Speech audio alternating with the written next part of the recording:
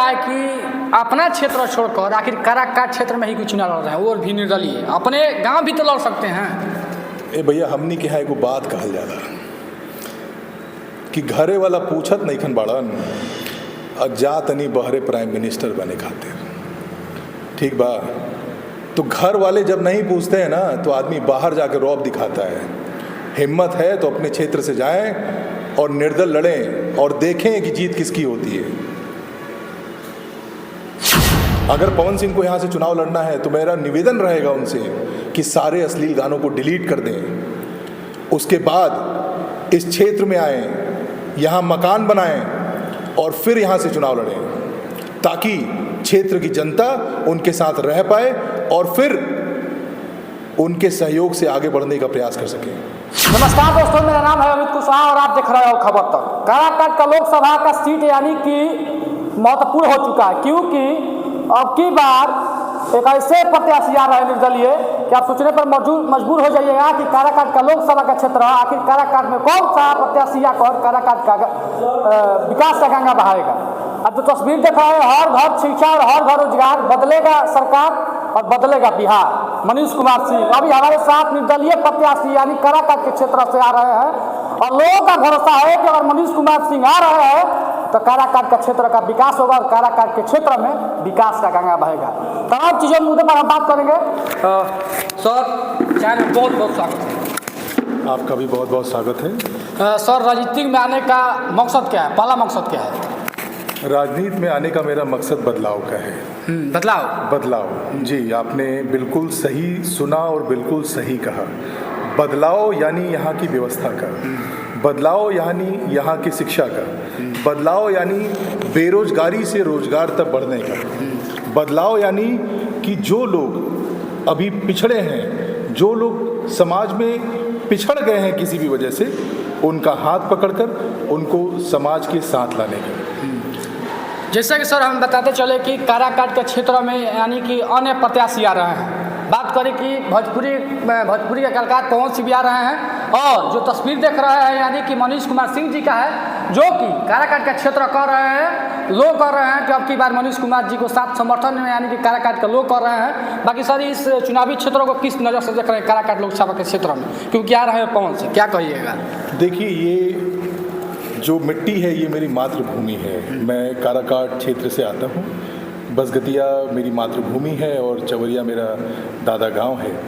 तो यहाँ जो लोग रहते हैं ये मेरा परिवार है और इस परिवार के लिए मैं आया हूँ, क्योंकि यहाँ जो पिछड़ापन है वो कहीं ना कहीं बहुत तकलीफ़ देता है। जब मैं यहाँ क्षेत्रीय स्कूलों में जाता हूँ, प्राइमरी स्कूलों में जाता हूँ और वहाँ की जब मैं बदहाली देखता हूँ, 3-3 कमरों में 10वीं तक के पढ़ाई किए जा रहे हैं, तो आप समझ सकते हैं कि किस स्तर का यहाँ पे शिक्षा है, किस स्तर की यहाँ पे व्यवस्था है।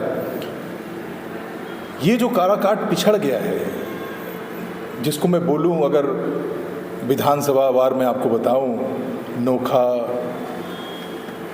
काराकाट, आपका नवीनगर, गोह, ओबरा, डिहरी,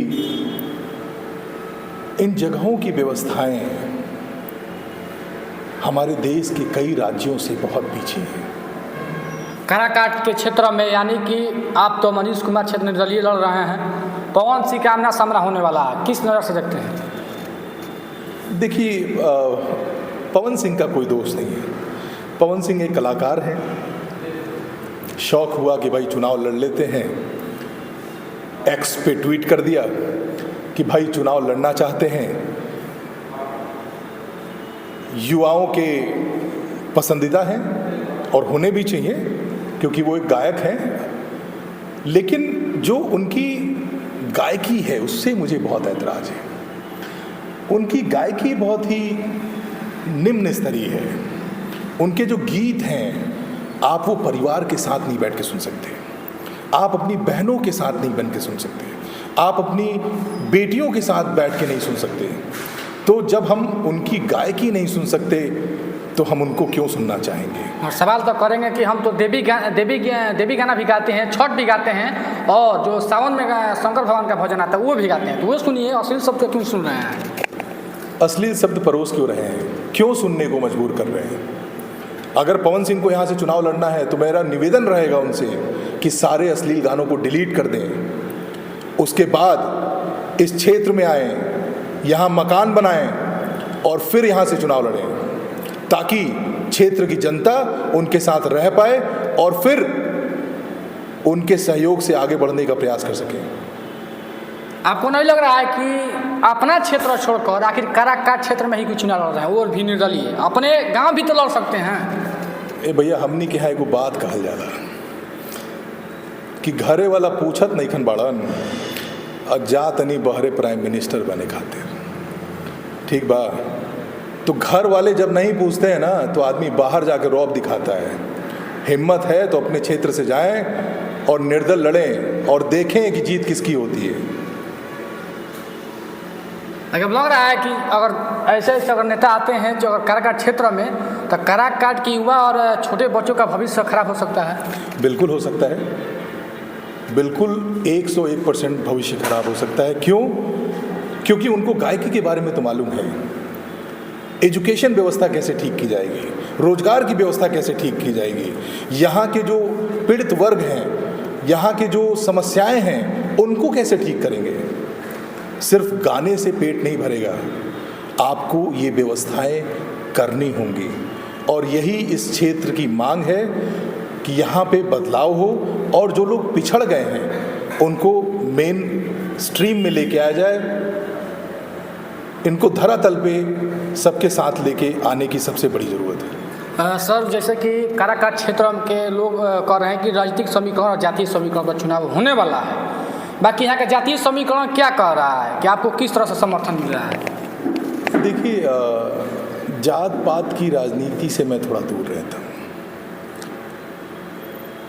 लोग कहते हैं कि भाई आप भी तो उसी वर्ग से आते हैं जहाँ पे आप नेता चुनते हैं, यानी अभी अगर कुशवाहा बहुल्य क्षेत्र की बात करूं मैं, तो मैं भी शायद उसी जात से आता हूं, लेकिन मैं कभी जात को वरीयता नहीं देता, क्योंकि जात देख के भूख नहीं लगती, जात देख के सम्मान नहीं मिलता। सम्मान मिलता है आपके कार्य से। अगर जात देख के सम्मान मिलता तो शायद डॉक्टर भीमराव अंबेडकर, जिनकी आज जयंती है, उनको भारत का संविधान बनाने का अवसर नहीं मिलता और आज उनकी भगवान की तरह पूजा भी नहीं होती। इसलिए मैं सबसे निवेदन करता हूं कि जात पात से ऊपर उठकर आप वास्तविक मुद्दों पे बात करें और उसके ऊपर काम करें। हाँ। जो वादे करते हैं आपसे, जो प्रलोभन देते हैं आपको, जो झूठ बोलते हैं आपसे, आपको उनसे सावधान रहना है। आपको किसी भी झूठे वादों में नहीं फंसना है और अपनी समझ के हिसाब से आपको निर्णय लेना है कि आने वाला भविष्य कैसा बनेगा और किसका चुनाव करना है।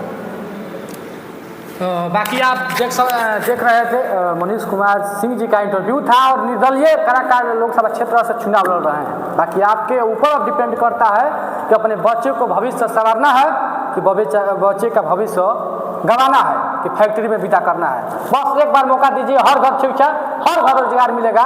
बस मनीष कुमार जी का गुहार है कि एक बार बस सत्ता में लेकर आइए, तब उसके बाद काराकाट का क्षेत्र में विकास का गंगा बहेगा।